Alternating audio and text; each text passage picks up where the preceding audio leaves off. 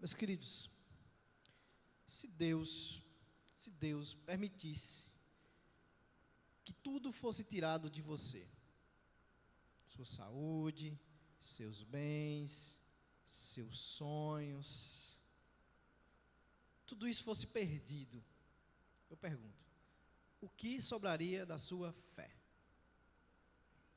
Você continuaria adorando a Deus? Ou você perguntaria, onde está o meu Deus? Parece que nem Deus eu tenho.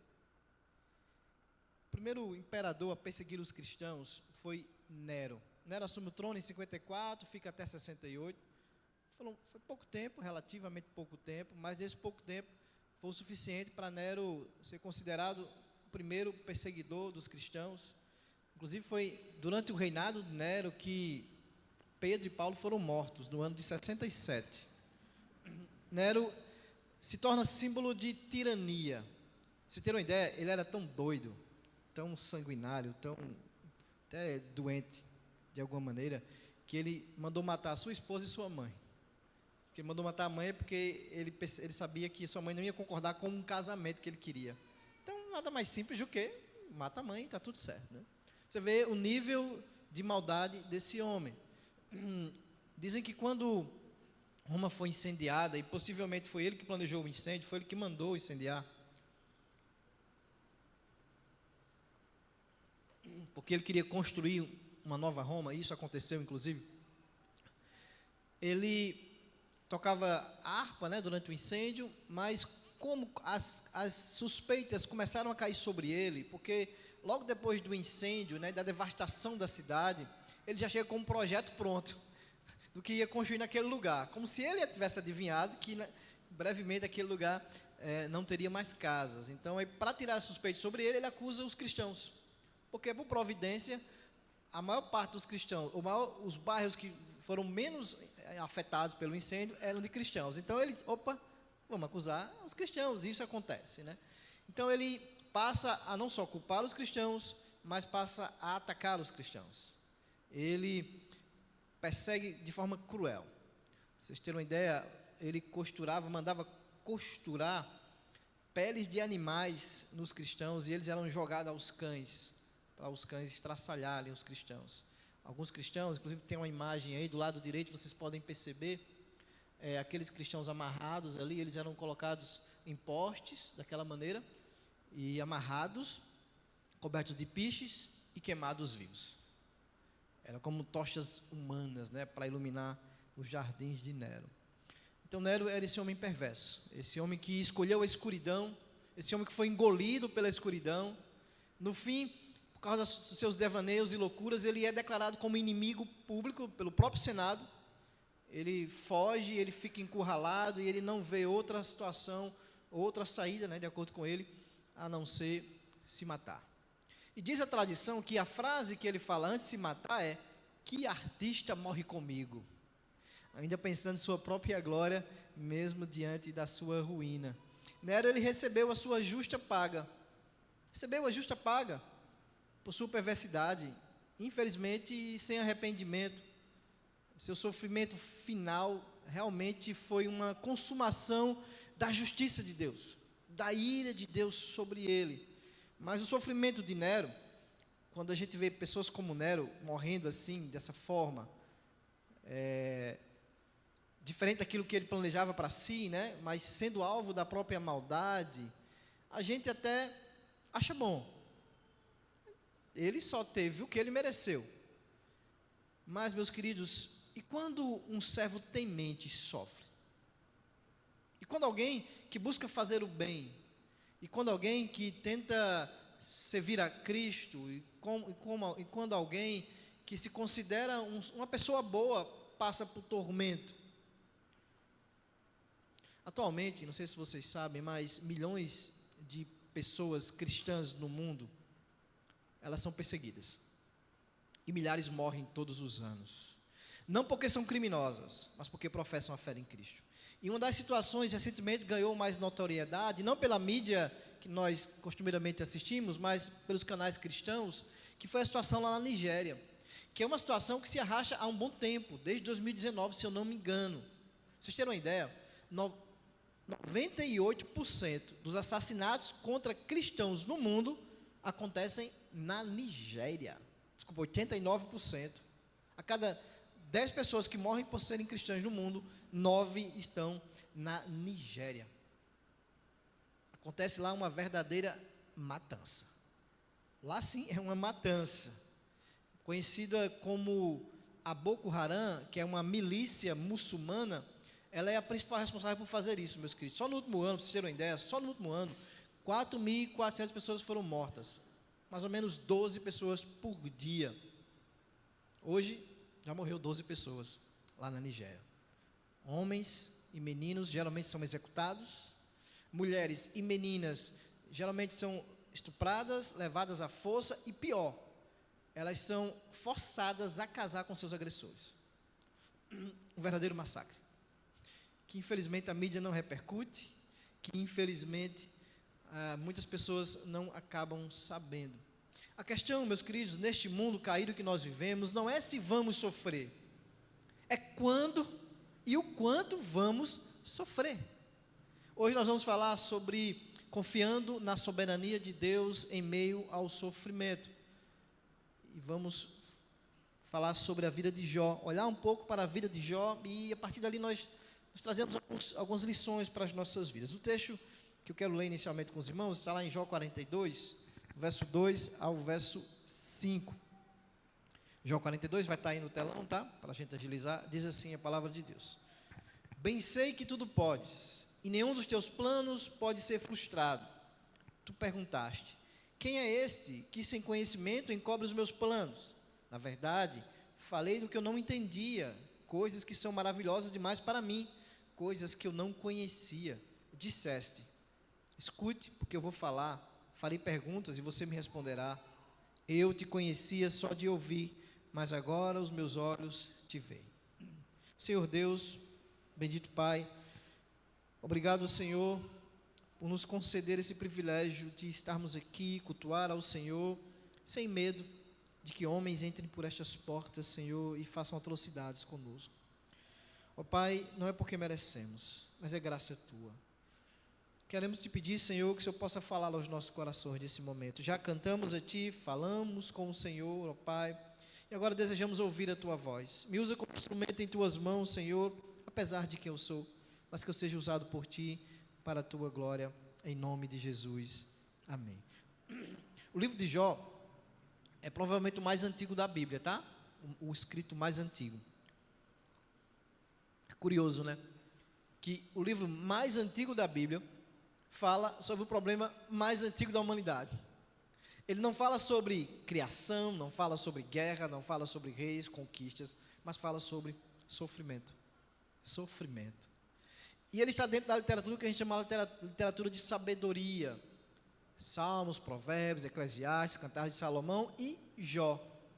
E esse livro, ele se destaca porque ele é uma narrativa, né? Diferente dos outros livros de sabedoria. Ele também se destaca porque ele não traz respostas fáceis sobre o sofrimento, mas ele vai nos conduzir a refletir sobre a soberania de Deus em meio à dor humana, a soberania de Deus em meio ao nosso sofrimento. Ele vai nos ensinar que nem sempre o sofrimento ele é resultado de um castigo de Deus por causa de um pecado nosso específico, mas ele é um instrumento divino para revelar quem Deus é e quem nós somos diante dele, sempre será. Interessante que o nome de Jó, ele tem dois significados, pode ser chamado de perseguido ou de arrependido, e nós não sabemos quem escreveu o livro de Jó. Ele tem uma divisão, onde capítulo 1 ao capítulo 2 fala a ideia do sofrimento dele ali, né, todas as suas perdas. Depois do 3 até o 38, vai tentar se explicar esse sofrimento. Do 39 ao 41, Deus faz 70 perguntas para Jó, 70 perguntas. E no capítulo 42 é quando há um quebrantamento, né, do Jó. Confiando na soberania de Deus em meio ao sofrimento, é o que nós vamos falar essa noite. No capítulo 1, guarde o texto do 42 para você, que a gente só vai voltar para ele no final. No capítulo 1, verso 1 ao 3, diz assim: Havia um homem na terra de Uz, cujo nome era Jó. Este homem era íntegro e reto, temia a Deus e desviava do mal. Nasceram-lhe 7 filhos e 3 filhas. Tinha 7.000 ovelhas, 3.000 camelos, 500 juntas de bois e 500 jumentas. Também tinha muitíssima gente a seu serviço, de maneira que este homem era o maior de todos os do Oriente. Era um homem extremamente rico, riquíssimo. E no verso 8 diz assim: e o Senhor disse a Satanás. Esse está num contexto em que os anjos se apresentam diante de Deus. Deus é quem mostra a Satanás sobre Jó, né? Ele diz assim: ó, você reparou meu servo Jó? Não há ninguém como ele na terra. Ele é um homem íntegro e reto, que teme a Deus e se desvia do mal. Jó era um homem íntegro e reto. Tanto o verso 1 deixa isso claro, como também no verso 8, o próprio Deus falando para o diabo, que se apresenta diante de Deus, sobre Jó. Esse homem tinha uma reputação intocável. Esse homem era um homem reto, um homem honesto, um homem íntegro, um homem que tentava viver a sua vida de obediência, um homem piedoso diante do Senhor. Esse era Jó, um homem de reputação invejável, temente a Deus, que possuía muitos bens. Veja só, é uma pessoa que a gente inveja de alguma maneira, um homem temente a Deus, família estruturada, um sacerdote do seu lar, rico. Esse era Jó. Mas, quando olharmos para Jó, a gente vai aprender a analisar a vida dele, que as boas obras dele, que as boas obras nossas, que as nossas devoções a Deus, que a nossa fidelidade a Deus não nos garante imunidade à dor. O céu não tem seguro contra a dor, de maneira alguma. E mesmo com toda a integridade deste homem, ele jamais poderia dizer que não tinha pecado. Na verdade, jamais. Muitas vezes nós nos perguntamos assim: por que acontecem coisas ruins com pessoas boas? A pergunta correta não deveria ser essa. A pergunta correta deveria ser: por que acontecem coisas boas com as pessoas ruins? Não deveríamos nos espantar quando um avião cai e todos morrem. Não deveríamos ficar chocados quando uma criança, logo depois de nascer, embora seja doloroso, e é óbvio que ela morre. Não poderíamos ficar espantados se durante a noite uma pessoa morreu e nem conseguiu acordar no outro dia para vislumbrar o amanhã. O que deveria nos causar espanto, meus queridos, é: por que Deus não derruba todos os aviões? Por que Deus não permite que todas as crianças nasçam mortas? O que deveria nos chocar é porque Ele não me matou hoje à noite. É porque Ele não me impediu de acordar, porque, meus queridos, venhamos e convenhamos, não somos pessoas boas, não somos naturalmente bons. A Bíblia diz que todos nós somos pecadores. A Bíblia diz que todos nós somos inimigos de Deus por natureza. Paulo vai dizer lá em Efésios 2:3, entre eles também nós todos andamos no passado, segundo as inclinações da nossa carne, fazendo a vontade da carne e dos pensamentos, e éramos por natureza o quê? Filhos da ira. Estes somos nós. Paulo, escrevendo aos Romanos, vai dizer, como está escrito no capítulo 3, não há um justo sequer. Não há quem entenda, não há quem busque a Deus, todos se desviaram, juntamente se tornaram inúteis. Não há quem faça o bem, não há nenhum sequer. Estes somos nós sem Cristo. E mesmo logo após sermos alcançados por sua graça, continuamos sendo pecadores. Agora perdoados em Cristo Jesus. Agora declarados justos diante de Deus. Agora não mais inimigos de Deus, mas amigos dele. Mesmo sendo pecador, meus queridos, Jó, mesmo com suas limitações, Deus olha para ele, as pessoas olham para ele e dizem: aquele é um homem de Deus, aquele é um homem temente ao Senhor, ele é um homem aprovado por Deus. E a gente vai perceber aqui que o sofrimento dele não era uma punição de Deus por causa de um pecado específico. Lá no capítulo 1 ainda, no verso 9 ao 12, diz assim: então Satanás respondeu ao Senhor, depois que o Senhor manda Satanás olhar para Jó, né, está vendo aquele homem, Satanás, ele é um homem temente a mim. Aí Satanás diz: será que é sem motivo que Jó teme a Deus? Não é verdade que tu mesmo puseste uma cerca ao redor dele, da sua casa e tudo que ele tem? Abençoaste a obra de suas mãos e os seus bens se multiplicaram na terra. Mas estende a tua mão e toca em tudo que ele tem, para ver se ele não blasfema contra ti na tua face. Então o Senhor disse a Satanás: você pode fazer o que quiser com tudo que ele tem, só não estenda a mão contra ele. Então Satanás saiu da presença do Senhor. Tudo estava bem, Satanás se apresenta diante do Senhor. ali os anjos se apresentam a Satanás também, é como se ele tivesse que prestar contas ao Senhor, né? E aí o Senhor fala a Satanás da fidelidade de Jó. E aí Satanás diz, Deus, assim é bom demais. O cara é rico, tem uma família estruturada, não acontece nada de mal, cheio de saúde, cheio de empregados, goza de uma boa saúde, de uma vida tranquila, porque a tese de Satanás era, ele só te obedece porque o Senhor o abençoa. Ele só te obedece porque o Senhor dá coisas boas a ele. Ele só te obedece porque o sofrimento não bateu na porta dele. Mas tem gente que é assim, não? Tem gente que só busca Deus quando Deus está fazendo aquilo que lhe apraz. Quando a agenda de Deus combina com a sua. Enquanto tudo estiver dando certo, eu busco. Eu estarei lá. Mas as coisas começam a dar errada e logo alguns viram as costas para Deus. A pergunta é, você é uma dessas pessoas? Você é o tipo de pessoa que só busca Deus, só vai para a igreja, se as coisas estiverem andando como você deseja? Deus permite então que Satanás toque em tudo que Jó tem. Aqui a gente tem uma aplicação, uma lição interessante. É que, percebe que, de alguma maneira, é Deus que toma a iniciativa de ferir Jó? Porque é Deus quem provoca tudo. É Ele que toma a iniciativa de ferir Jó, por mais que o diabo seja um instrumento usado por Deus para isso, e Deus pode fazer isso, e Ele pode inclusive estar fazendo isso na sua vida nesse momento, te ferindo, mas bom, meus queridos, que quando Deus nos fere, não é para nos matar, quando Deus nos fere, é para nos curar, é sempre para nos curar. Deus jamais peca. Deus não pode ser acusado de pecar, de ser maldoso, mas Ele vai usar dos meios que Ele achar conveniente para nos ferir. Pode ser uma ação pecaminosa de uma pessoa que quer fazer aquilo conosco, que nos trai, que nos faz o mal, pode ser uma doença que nos acomete, ou pode ser o próprio diabo que vem e é um instrumento de Deus para nos ferir. E percebe uma coisa aqui, que mesmo que o diabo seja usado para isso, ele tem o seu poder limitado. O diabo, ele não concorre com Deus, meus queridos. Ele não tem poder igual a Deus. Ele é um anjo caído, limitado, inclusive pelo próprio Deus. Limitado pela soberania de Deus, como um cão raivoso, mas que está com a coleira e as correntes nas mãos do Senhor. O fato é que nada acontece na minha, nada acontece na sua vida sem que Deus queira. E Deus sempre faz isso, meus queridos, com um fim principal, que o seu nome seja glorificado em nós. Deus não tem compromisso com o nosso conforto, Ele não tem nenhum compromisso com o nosso bem-estar, Ele tem compromisso com a sua glória, Ele tem compromisso em construir em mim e em você, pessoas mais parecidas com Cristo.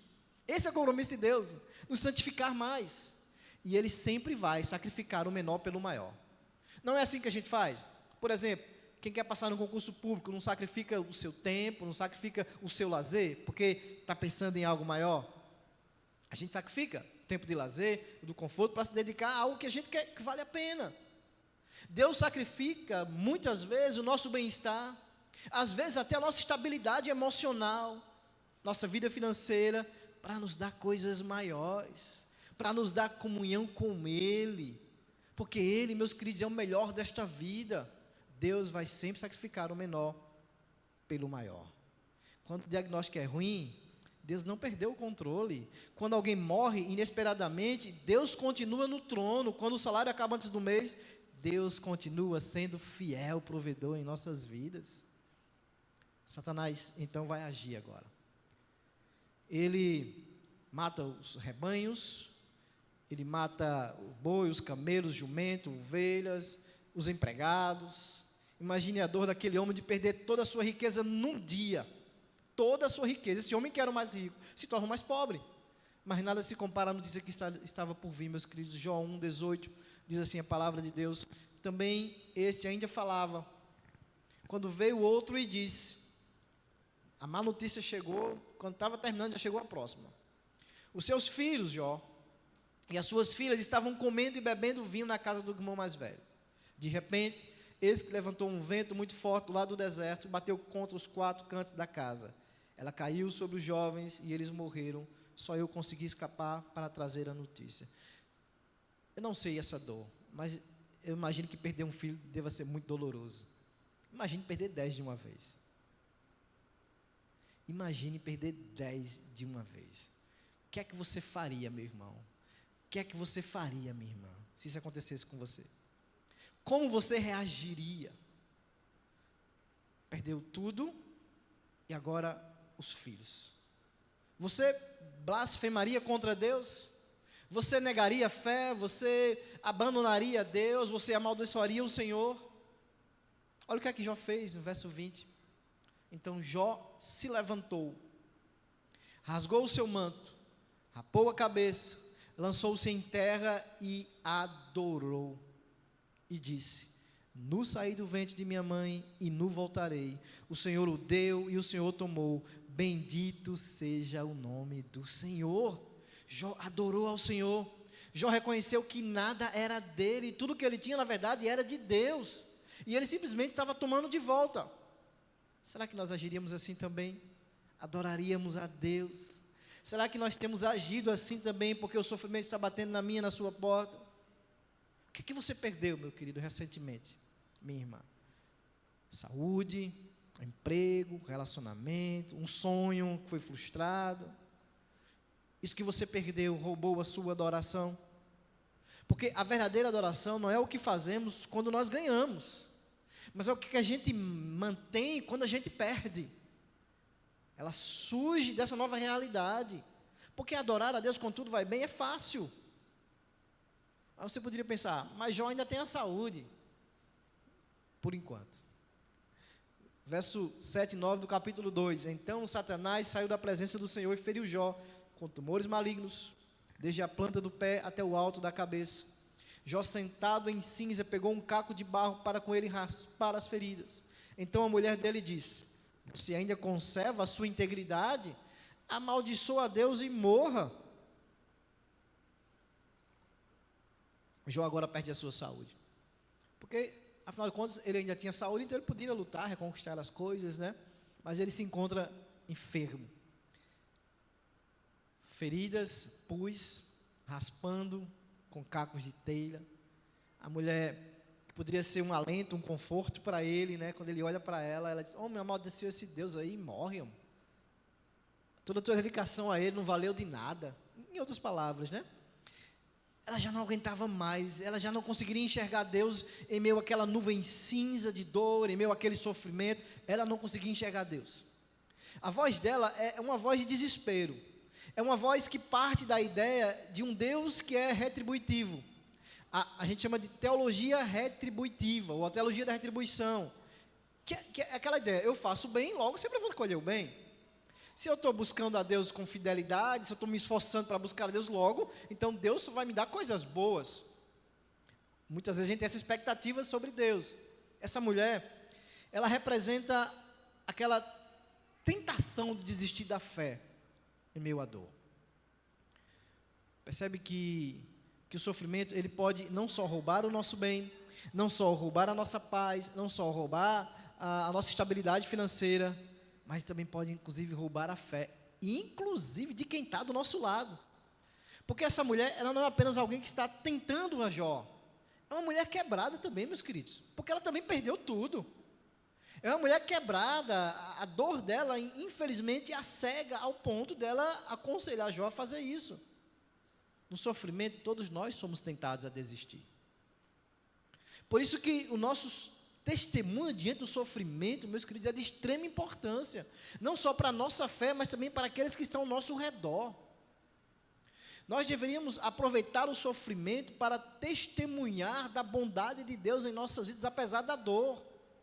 O sofrimento deveria ser uma oportunidade que Deus está dando na minha e na sua vida, para dar glória a Ele, mesmo em meio à dor, mesmo em meio às angústias, para que o nome dEle seja glorificado a partir da minha e da sua vida, mesmo em meio à dor.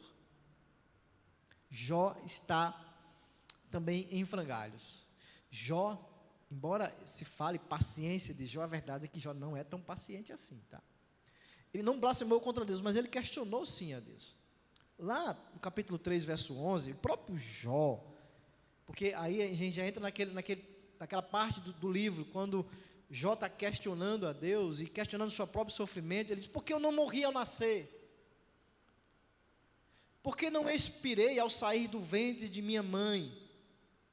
No verso 23, ainda no capítulo 3, ele diz: por que se concede luz ao homem cujo caminho é oculto, e a quem Deus cercou de todos os lados? Ele se sente cercado por Deus de todos os lados. Porque em vez do meu pão me vêm gemidos, e os meus lamentos se derramam como água, choro, lágrimas. Aquilo que temo me sobrevém, e o que receio me acontece. Eu não tenho um descanso, não tenho um sossego, não tenho um repouso, só tenho inquietação. Jó não aguenta de tanta angústia, de tanta dor, e chega a desejar não ter nascido. Veja, o mal, ele pode até ser transformado num propósito bom por Deus, claro, mas ele não deixa de ser devastador. Ele não deixa de causar sofrimento, de causar angústia, de causar desespero, de tirar a nossa paz. Quem não já aqui passou por uma situação assim, meus queridos? De angústia, de dor, de inquietação, talvez até o ponto de desejar não ter nascido, talvez até o ponto de desejar tirar a própria vida. Quem aqui, diante de um sofrimento, já não se perguntou: o que é que eu fiz, Senhor, para merecer tudo isso? Para piorar a situação, os amigos de Jó, 3 amigos, o visitam, por um tempo ficam em silêncio, mas depois pioram a situação, porque os amigos de Jó vão dizer: Jó, alguma coisa você fez. Olha aí, no verso 6 e 7 do capítulo 4, você não tem confiança no seu temor a Deus? Tipo assim, você não é santo, você não é gente boa, você não tem esperança na integridade dos seus caminhos? Pense bem, será que algum inocente já chegou a perecer? E onde os retos foram destruídos? Se a gente fosse ler mais o texto, a gente vai ver que os amigos acusam Jó de ter cometido algum pecado, enfim. Veja, esse pensamento não é incomum. Os próprios discípulos, ao verem um cego, perguntam a Cristo: Senhor, quem pecou? Foi ele ou os pais dele, porque ele nascesse assim? Essa ideia de associar o sofrimento diretamente a um pecado não é incomum. E talvez você também, às vezes, pense assim, quando você vê alguém sofrendo, né? Ele está sofrendo, está vendo? Por causa daquilo. Ou até mesmo você está sofrendo e se pergunta: caramba, o que foi que eu fiz? Qual foi a desobediência que eu cometi para Deus vir com uma mão tão pesada sobre mim? Meus queridos, é certo que todo sofrimento ele é resultado do pecado. Que o diga Adão, todo sofrimento vem pós-queda para a humanidade. É certo que, às vezes, o sofrimento bate na minha ou na sua porta como resultado de uma escolha errada, como resultado de um pecado nosso, como resultado de uma disciplina do Senhor, por causa de um equívoco, por causa de uma desobediência nossa. Isso também é fato. Deus pode nos disciplinar por causa do nosso erro, por causa da nossa desobediência, causando sofrimento. Mas com Jó aqui, nos parece que não é a situação. Mas às vezes, nós agimos assim, como os amigos de Jó, quando alguém está sofrendo, né? Fazendo esse tipo de teologia alheia. Será que não é por causa daquilo? Mas na verdade, nós deveríamos não perguntar ou pensar sobre que tipo de pecado a pessoa cometeu para receber aquilo como disciplina do Senhor. Mas a pergunta não seria: será que não está sofrendo por causa disso? A pergunta deveria ser: como eu posso chorar com você? Porque a soberania de Deus nos ensina, meus queridos, a sermos humildes, a sermos devagar ao julgar. E a soberania de Deus nos ensina a sermos mais rápidos a consolar, mais rápidos a oferecer o braço, a oferecer o ombro. Jó, ele se achava injustiçado. Jó questiona Deus, sim. Quando você vê no capítulo 29, tem muitos momentos em que Jó faz isso, mas eu separei o do 29, ele vai dizer assim, 16 vezes Jó vai perguntar: por quê? 16 vezes. Ele diz aqui: eu era pai de necessitados, o ouvido que me ouvia dizia que eu era feliz, o olho que me via dava testemunho de mim, porque eu livrava os pobres que pediam ajuda, e também o órfão que não tinha quem os socorresse. A bênção do que estava prestes a perecer vinha sobre mim, e eu fazia o coração da viúva cantar de alegria. Eu me cobria de retidão, e ela me servia de roupa. A minha justiça era como um manto e um turbante. Eu era os olhos do cego e os pés do aleijado, era a paz dos necessitados, e até as causas dos desconhecidos eu examinava. Jó faz 16 perguntas a Deus por quê, e Jó faz 34 queixas a Deus. Meus queridos, e você sabe qual foi a resposta de Deus de imediato? Silêncio. Silêncio. Jó pergunta por quê, Jó questiona Deus e Deus em silêncio. E Jó então passa a sofrer duas vezes. Primeiro porque o sofrimento que ele estava passando, e segundo porque ele não estava sabendo o porquê de tudo aquilo. Afinal de contas, ele é um cara gente boa. E Jó, de alguma maneira, ele também esperava que a bondade dele para com as pessoas movesse Deus a sempre ser bom com ele. Afinal de contas, como nós acabamos de ler aqui, ele ajudava as pessoas necessitadas. Então, ele achava que ele podia barganhar com Deus a bondade. Eu faço bem, Deus, então o Senhor vai sempre fazer o bem. É a lei da causa e do efeito. Se eu for bonzinho, então Deus vai ser sempre favorável comigo. Às vezes nós barganhamos assim com Deus, nós temos essa expectativa errada sobre Deus, e a gente sempre espera que Ele nos favoreça, porque a gente faz o bem, então logo eu vou sempre ter o bem de volta.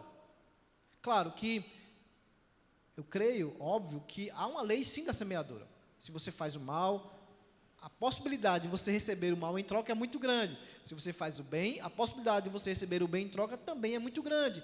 Mas na vida real, nem sempre é assim. Nem sempre é assim. Há os mistérios da graça de Deus, há os mistérios da soberania de Deus, que às vezes não funciona assim, e 1 mais 1 não é 2. Porque por mais que venhamos a fazer o bem e andar nos caminhos do Senhor, meus queridos, isso nunca vai anular uma grande verdade em nossas vidas. Todos nós continuamos sendo pecadores. Tem igreja por aí que diz: venha e você será liberto da dor.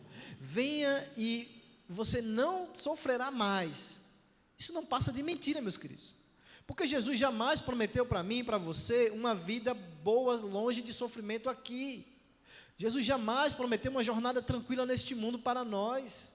Mas Ele prometeu, meus queridos, que sempre estaria conosco. Ele sempre estaria conosco até os últimos dias. Vê, Jó questiona Deus. Na perspectiva de Jó, ele estava sofrendo injustamente. Então Deus agora vai chegar para Jó. Deus deixou Jó num período de silêncio. Então, no capítulo 38, Deus vai se revelar para Jó e vai trazer não uma resposta, vai trazer a sua presença. Ele disse: então, do meio de um redemoinho, o Senhor respondeu a Jó e disse: quem é este que obscurece os meus planos com palavras sem conhecimento? Cinja os lombos como homem, pois eu lhe farei perguntas e você me responderá. E aí Deus vai fazer 70 perguntas a ele. Eu lancei os fundamentos da terra. Onde você estava quando eu lancei os fundamentos da terra?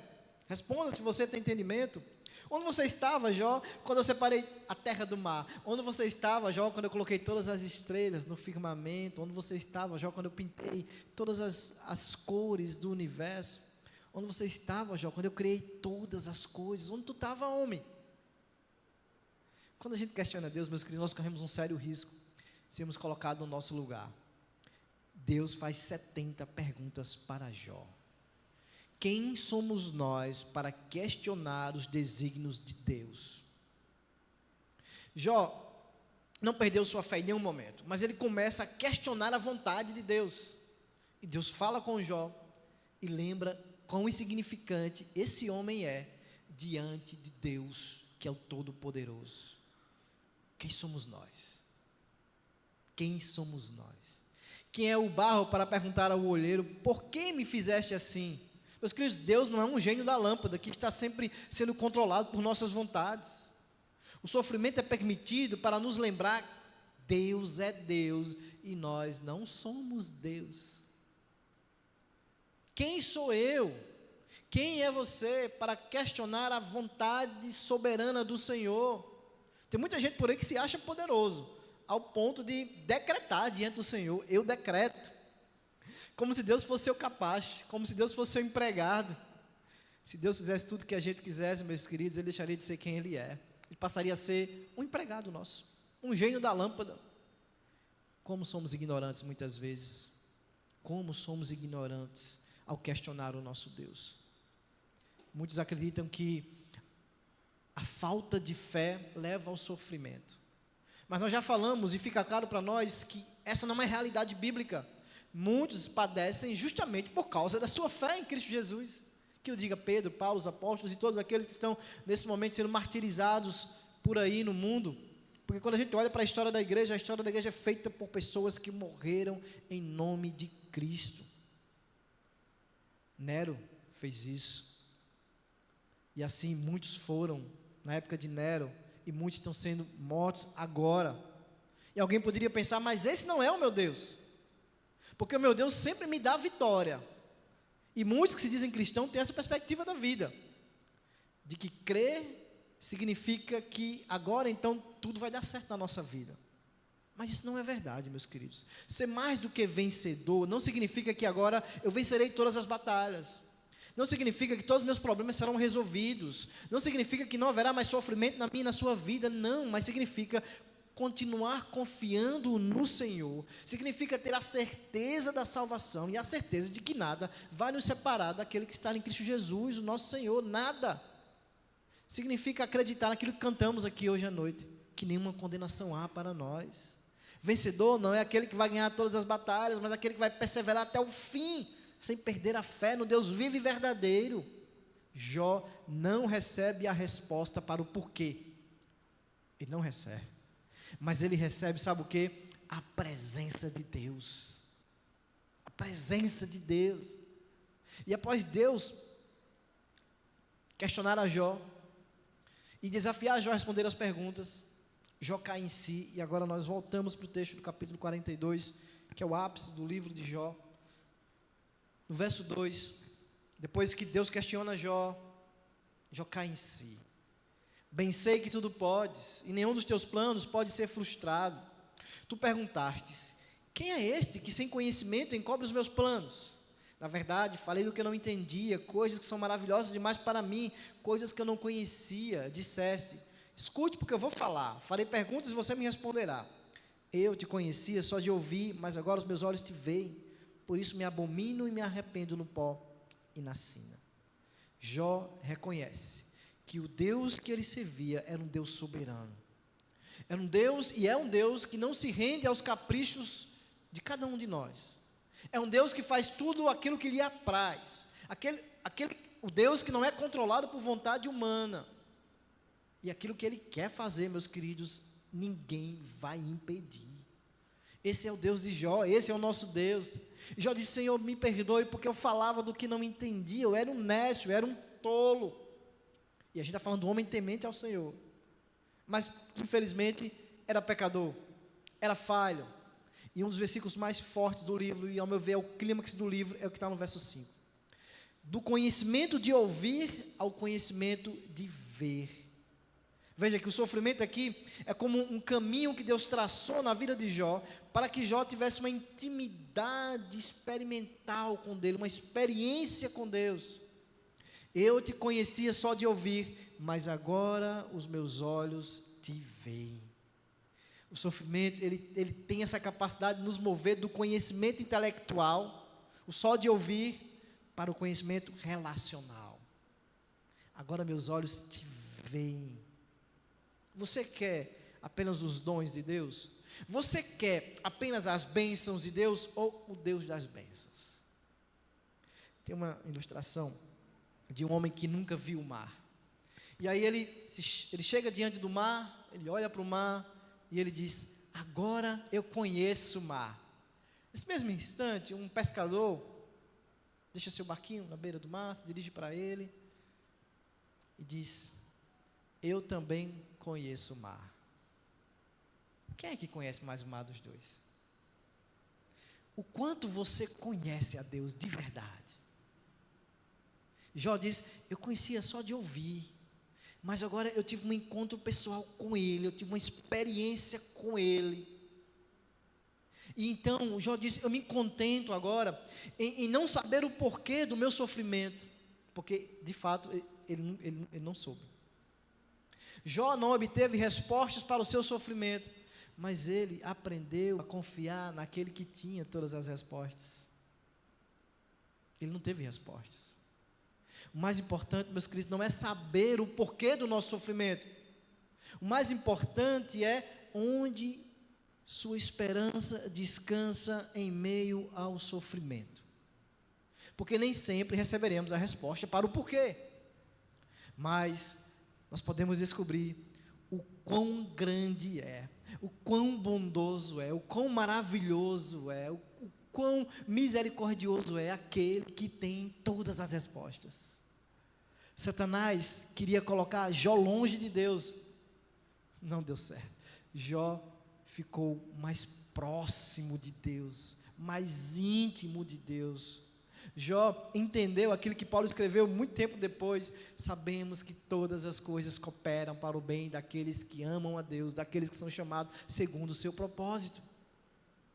Deixa eu te fazer a mesma pergunta que eu fiz no início. A sua fé resistiria se tudo que você tem lhe fosse tirado?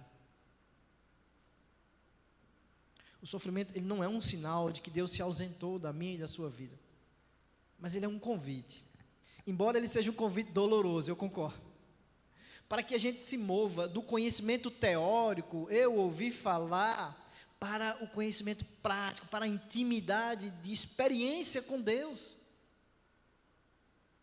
Deus confiava na fidelidade de Jó, por isso que ele disse para Satanás: vai lá para tu ver, toca lá, tira tudo, tu vai ver. Mas ele pode confiar na sua. Deus pode confiar na minha fidelidade a ele. Deus pode confiar na sua fidelidade a ele. Quando vier a perda, meus queridos, quando vier a perda, seja de um sonho, seja de uma saúde, seja de um emprego, seja de um relacionamento, a primeira reação deve ser curvar-se, isso simbolicamente, é claro, ou até literalmente, não tem problema, e declarar ao Senhor: o Senhor o deu, o Senhor o tomou, bendito seja o nome do Senhor. Não tinha nada, nada era meu. Transforme, meu querido, o seu sofrimento em um altar. Identifique uma área que você luta, uma área de dor em sua vida. Nesse momento, comece a orar pedindo a Deus, não a resposta, não o porquê, mas comece a orar pedindo a Deus a presença dEle, para que Ele dê graça para suportar, para que Ele faça você lembrar das suas promessas, que não foram promessas de que não passaríamos por tribulações, que não foi promessa de que não passaríamos por vales. Entenda que a dor é o meu pelo qual Deus, muitas vezes, vai nos tirar do conhecimento do ouvir falar, para o conhecimento de ver com os próprios olhos. Experiência com Deus. Rejeite, lute contra esse evangelho da prosperidade sem dor. Lembre-se, ser mais do que vencedor não é ter ausência de problemas, mas é ter a presença constante de Cristo e a certeza de que todas as coisas, todas elas, cooperam para o bem daqueles que amam a Deus, mesmo que a gente não veja, mesmo que a gente não saiba, nos resta confiar. Isso vai nos permitir consolar, ser consolado pela palavra e também consolarmos outros. Se você está doente, Deus pode não tirar a dor agora, mas Ele prometeu não tirar a sua presença da sua vida. Se deleite, aproveite esse privilégio. Se você perdeu alguém, a fé, ela não vai apagar a saudade, mas ela acende a esperança do reencontro na ressurreição. Você foi injustiçado, Deus não se esqueceu de você. A justiça virá no seu tempo, mas talvez possa ser que nem nessa vida, mas certamente na eternidade, porque na eternidade não haverá injustiças, porque na eternidade Ele vai enxugar todas as nossas lágrimas, porque na eternidade não haverá dor, não haverá sofrimento, não haverá traição, não haverá percas, não haverá doenças. Como igreja, nós temos que enxergar para os que estão sofrendo, aqueles que estão sofrendo, e em vez de perguntar por que ele sofre, devemos perguntar como podemos amá-lo em meio a isso, como podemos abençoar aquele que sofre. O sofrimento não é sinal de fraqueza espiritual, às vezes é um campo que Deus está colocando como um treinamento da nossa fé, experimentando a nossa fé, provando a nossa fé. No início a gente falou sobre Nero, esse imperador que fez do sofrimento dos outros o seu espetáculo. Um homem que acreditava ter um poder absoluto, mas quando a vida dele termina com desespero, termina com vergonha, termina com dor. Esse homem que representa o tipo de pessoa que quer ser soberana, que quer ser o seu próprio Deus, o Deus da sua própria vida. Ele usa o sofrimento alheio para, de alguma maneira, afirmar o seu poder. Mas ele foi vencido pelo próprio sofrimento. Ele colheu a justa ira de Deus. Em contraste com esse homem perverso, encontramos Jó. Um homem que não buscou controlar a própria história, mas que aprendeu a submeter-se à soberania de Deus. Ele não entendeu tudo, mas ele entendeu o essencial. Deus é Deus, e isso basta.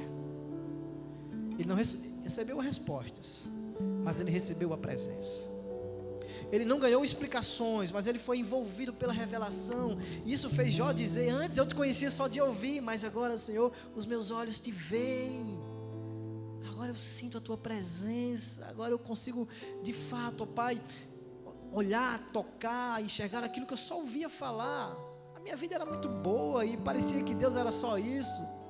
E eu ainda tinha muitas lições a aprender, que eu só aprendi com a dor, que eu só aprendi com o sofrimento, que eu só aprendi quando me foi tirado aquilo que eu achava que jamais perderia. Meus irmãos, alguém maior do que Jó. O sofrimento de Jó nos aponta para o sofrimento de Cristo. De fato, o único justo deste mundo que padeceu por injustos. Enquanto Nero mandava inocentes para o fogo, Cristo entrou no fogo por nós. Enquanto Nero impôs dor aos outros para satisfazer a sua vaidade, Cristo tomou sobre si as nossas dores para satisfazer a justiça de Deus em nosso lugar. Enquanto Nero gritou no desespero das últimas palavras da sua vida: que artista morre comigo, Cristo bradou na cruz: está consumado, está pago, a dívida foi quitada. O clamor da vitória que transformou a dor em redenção. Na cruz, meus queridos, nós vemos o auge da soberania de Deus e o mistério do sofrimento, porque Deus usa o pior mal, a crucificação do seu filho, a ira de Deus sobre o seu filho, para produzir o maior bem, a nossa salvação, a nossa reconciliação. Olha que mistério, olha que soberania de Deus, usando o mal, sua própria ira, para causar um bem, a salvação para nós. Todas as coisas cooperam para o bem daqueles que amam a Deus. E se Deus permitiu que o justo perfeito sofresse para nos dar a vida, nós podemos ter uma certeza inabalável, meus queridos, é que Ele nunca permitirá que o seu sofrimento seja em vão. Talvez você não entenda o motivo do seu sofrimento hoje. Talvez você nunca entenda. Mas lembre, Jó não entendeu e Cristo também não foi poupado. E no entanto, ambos confiaram. Jó disse: bem sei que tudo podes. Cristo falou: Pai, nas tuas mãos eu entrego o meu espírito. Eu confio no Senhor. Que hoje você não apenas ouça sobre Deus, mas que a dor, que o sofrimento leve você de uma forma mais clara, mais íntima, a ter um relacionamento mais próximo de Deus, de uma maneira que nenhuma alegria pode dar. O sofrimento de Jó termina em restauração. Inclusive, eu não contei, mas vocês devem saber que Jó depois teve tudo restituído em dobro. O fim do sofrimento dele terminou em restauração. No fim ele recebe tudo em dobro. O sofrimento de Cristo terminou em ressurreição. E o seu sofrimento, nas mãos do mesmo Deus soberano, terminará em redenção. Por isso, meu querido, minha querida, não questione o propósito de Deus. Descanse nele. Descanse no caráter de Deus, porque Ele continua sendo soberano, Ele continua sendo bom, Ele continua presente na sua vida. Nero morre na escuridão. Jó se prostra em adoração. E Cristo ressuscita em glória. A escolha diante dos sofrimentos são essas. Ou eu sou engolido pela escuridão, de forma que o sofrimento toma conta de mim, eu entro numa espiral de escuridão, de dor, de angústia, depressão e por aí vai, como Nero foi. Ou eu me rendo à luz de Deus e adoro a Ele como Jó, seguindo os passos de Cristo, sofredor vitorioso. E quando a dor chegar, e ela virá, ou se ela já tiver, lembre-se, o mais importante não é entender o porquê, mas confiar naquele que tem todas as respostas. Confiar no Deus soberano, que sabe o fim desde o começo. E tudo o que Ele faz é por um bom propósito em nossas vidas, por mais que nem sempre tenhamos as respostas que desejamos. Vamos ficar de pé, vamos louvar ao Senhor.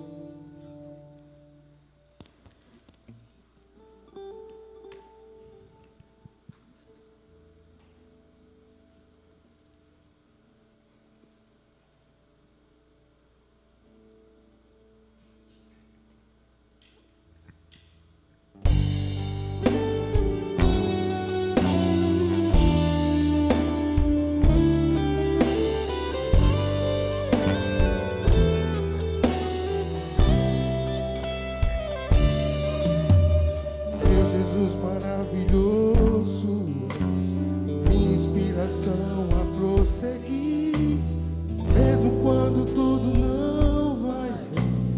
Continuo olhando para ti, eu sei que tu tens o melhor pra mim. Há um segredo no teu coração, dai-me forças pra contínuo, guardando a promessa em oração. Firme, ó Deus, está meu coração, firme nas promessas do Senhor. Eu continuo olhando para ti, e assim eu sei que posso prosseguir. E mesmo quando eu chorar, as minhas lágrimas serão para regar a minha fé e consolar meu coração. Pois o que chora aos pés da cruz, lavando em nome de Jesus, alcançará de ti, Senhor, misericórdia, graça e luz. Senhor Deus, nos ajuda a confiar em Ti, Senhor, em meus nossos sofrimentos e dores, as angústias que batem à nossa porta. Jamais venhamos duvidar do Teu amor, do Teu cuidado sobre as nossas vidas, porque a Tua promessa não foi que não passaríamos por vales à sombra da morte neste mundo, ó Pai.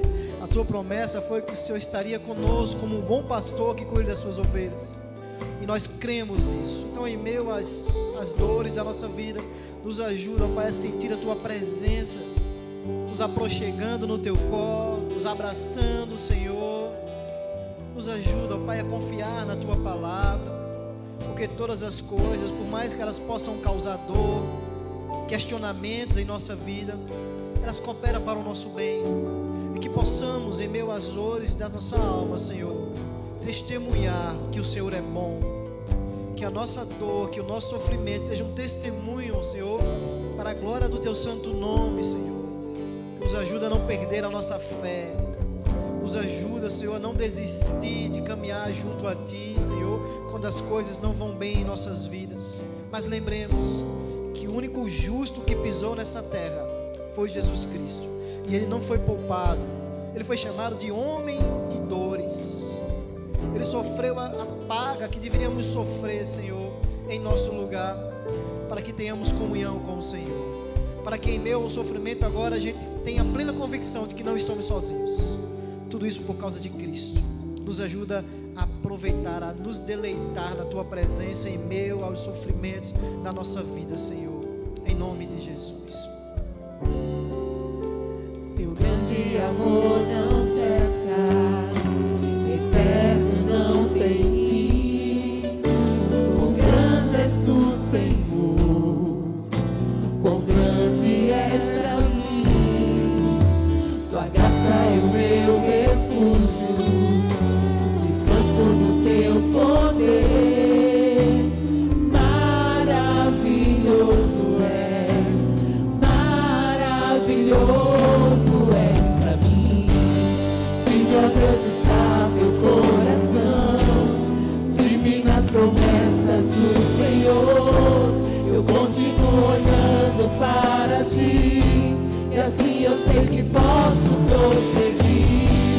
E mesmo quando eu chorar, as minhas lágrimas serão para regar a minha fé e consolar meu coração. Pois o que chora aos pés da cruz, lavando em nome de Jesus, alcançará de Ti, Senhor, misericórdia, graça e luz.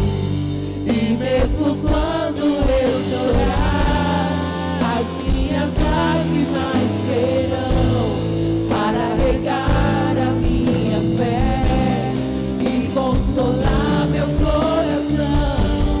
Pois o que chora aos pés da cruz, lavando em nome de Jesus, alcançará de Ti,